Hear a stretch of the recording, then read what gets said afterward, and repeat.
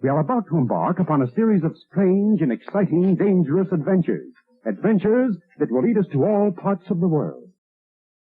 Hello and welcome to another Bad Comic Review. This time we're looking at Superman Issue 1. This is from the 2023 series from DC Comics, written by Joshua Williamson, art and cover by Jamal Campbell, letters by Ariana Maher, assistant editor Jillian Grant, edited by Paul Kaminsky. So Superman is back on Earth and he's putting down Livewire while Lex Luthor kind of tries to walk him through how to do that in a more brutally efficient way. And Superman is kind of keeping tabs on Luthor like you'd expect, so he can actually hear him. We get a lot of interpersonal stuff. Superman officiates a wedding because the priest ran off during the fight with Livewire. Lois Lane is temporary editor-in-chief over at the Daily Planet, and her and Superman have a little heart-to-heart before Superman runs off to find out why there's a strange color swirl over by LexCorp, and he sees little nanites with his symbol on it, and then a giant Superman shield appears above LexCorp. Turns out LexCorp is now called Supercorp, and Lex Luthor wanted Superman to run his company while he was gone. And it's not just that, they have this weird little cartoon guy, but they've rebranded everything, and there's even a Supermobile in here, which was a nice throwback to the 80s, and different uniforms that we've seen on him over the years. But the team is now devoted to making Superman items. Lex even went to the trouble to create a hologram version of himself that looks a little too much like Jor-El, and that really enraged Superman, because that's incredibly arrogant. Unfortunately, before Superman could get to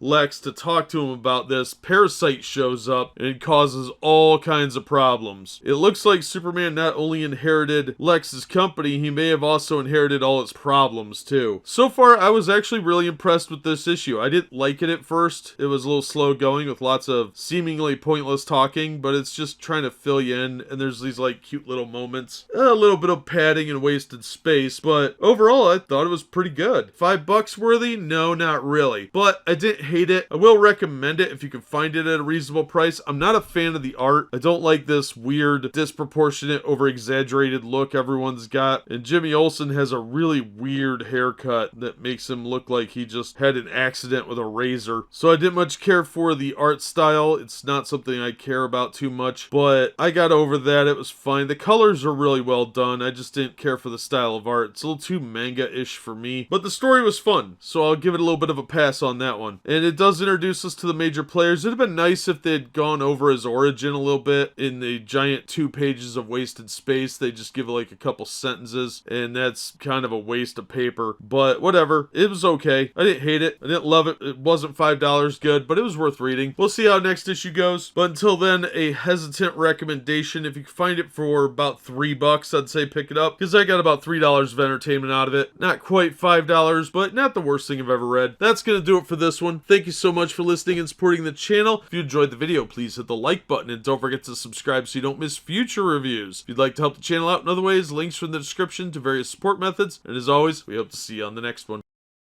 Hello and welcome to another Bad Comic Review. This time we're looking at Superman Issue 2. This is from the 2023 series from DC Comics, written by Joshua Williamson, art and cover by Jamal Campbell, letters by Ariana Maher, assistant editor was Jillian Grant, edited by Paul Kaminsky. So Parasite has apparently changed somehow so that he can multiply in...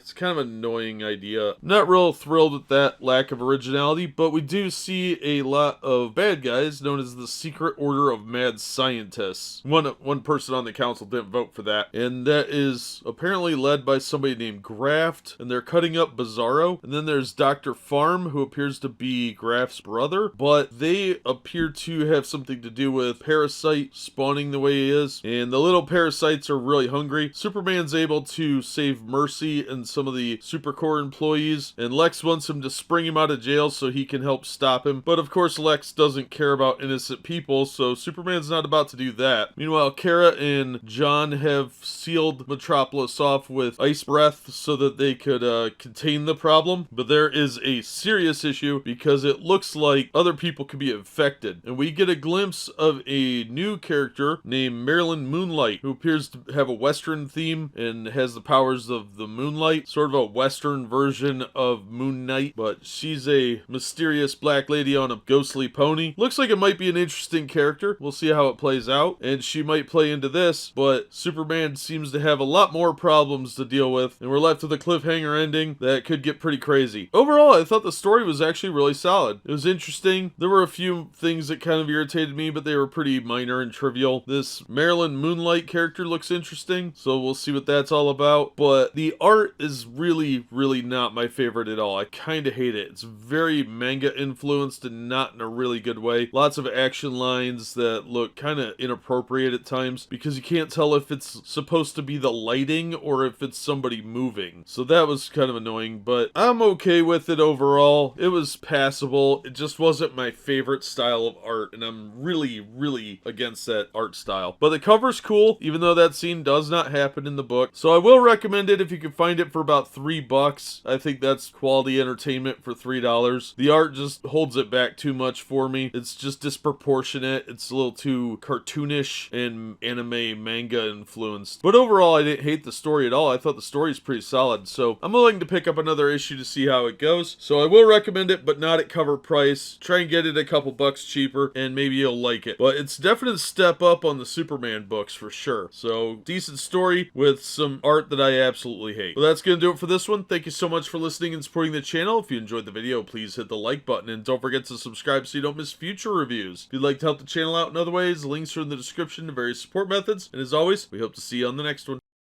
Hello and welcome to another Bad Comic Review. This time we are looking at Superman issue 3. This is from the 2023 Dawn of DC line from DC Comics. This issue was written by Joshua Williamson, art by Jamal Campbell, letters by Ariana Maher. I have the variant cover by Steve Rude, which is a really cool cover, and I'd love to read that story because that is action-packed and looks awesome. I love those robots. Unfortunately, that is not the story we have here. Assistant editor Julian Grant, edited by Paul Kaminsky. So the parasites have infected a lot of Metropolis. They are everywhere, and they've gotten so small they've infected Superman. Thankfully, Superman is still largely in control, and he has to rescue Livewire and Lex Luthor and get their assistance to stop this before it spreads outside of Metropolis. And he's got a cunning plan to do it. He also makes use of Supercorp's facilities to draw all the parasites toward the Supercorp tower and put himself in a Supercorp containment suit, which we've seen that suit before in other comics over the years, and it's interesting they're using that as a Supercorp suit instead of a Kryptonian suit, which is fine. I don't really care. It was fun element to see here, and the way he draws all the parasites out to try and get Rudy specifically to come, and Superman also gets Rudy to recognize that the parasites are not just a threat, but possibly also a food source. So this gives them the opportunity to put an end to Rudy's nonsense, as well as remove the radiation that caused him to fracture into a bunch of little Rudys as well. Near the end of the book, Clark and Lois have a little heart-to-heart. That could have been a little shorter. It had a lot of large panels, so it really seemed like they were just padding it anyway. And then Superman and Luthor have a talk, and Superman extends an olive branch, but the bad guys are still up to their shenanigans, and it looks like they are going to unleash a new bad guy. Good cliffhanger ending with that. Overall, it was an okay story. Honestly, it feels like these are halves of different issues. The first half of this issue should have been the follow-up last issue, and the second half of this issue looked like the start of a new story. So they're trying to use that as sort of a serial cliffhanger to lure you in, but it'd be nice if they just did a complete story in one issue instead. It's nice there's no backups though. I did like that, and the story was fun. I'm not a giant fan of this art style. In fact, it's definitely not my type of art, but the colors are good, and I think there is talent here. It's just not a style that I particularly prefer. So while I'd prefer more John Byrne, I guess we gotta have a little bit of manga style instead, because that's the thing everybody wants these days. But I will recommend this. I thought it was fun. I really love that Steve Rude cover. Thankfully, I didn't pay $6 for it. They gave it to me at the regular price because they were sold out of the regular covers, so I didn't have to pay extra for the variant. And the cardstock covers are nice, but they're not worth $1. So pick it up for regular price or less if you can. But this was easily $2 of entertainment. I didn't have a problem with it. It might read better in trade paperback, but as an individual issue, it was fine. There was a lot of action in the early half of the book. The second half was a lot more anticlimactic, and it really seems like they don't understand that in a 3-act story, you want the exciting stuff near the end. But it was still pretty fun. So, like I said, I am going to recommend this. It's a decent read. But that's going to do it for this one. Thank you so much for listening and supporting the channel. If you enjoyed the video, please hit the like button, and don't forget to subscribe so you don't miss future reviews. If you'd like to help the channel out in other ways, links are in the description to various support methods. And as always, we hope to see you on the next one.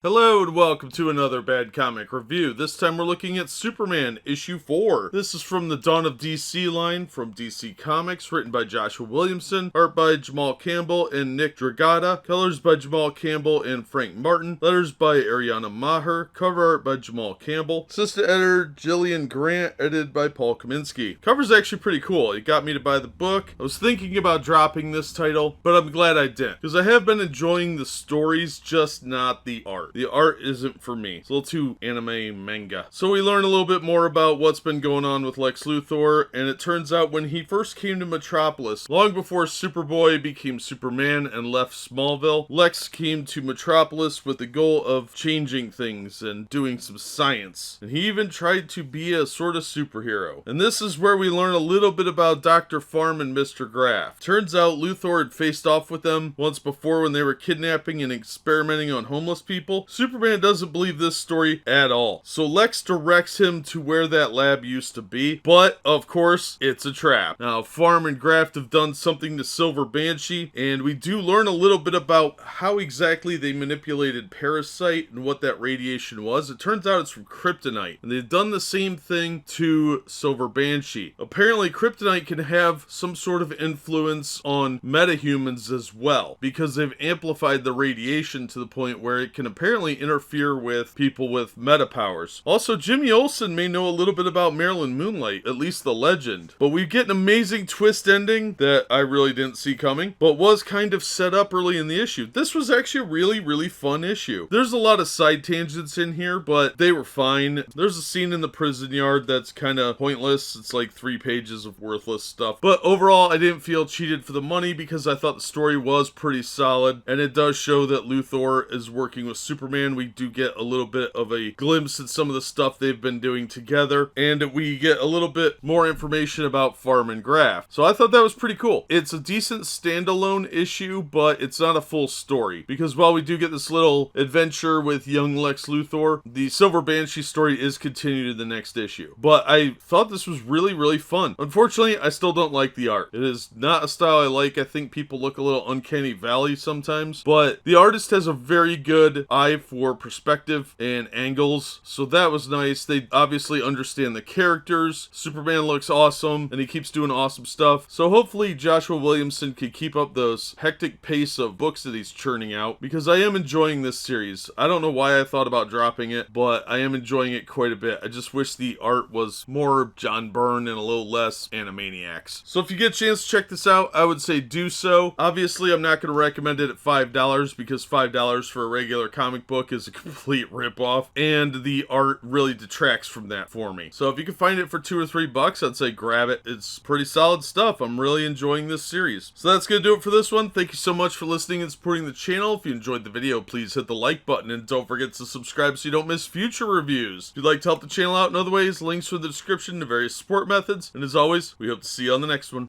We are about to embark upon a series of strange and exciting, dangerous adventures.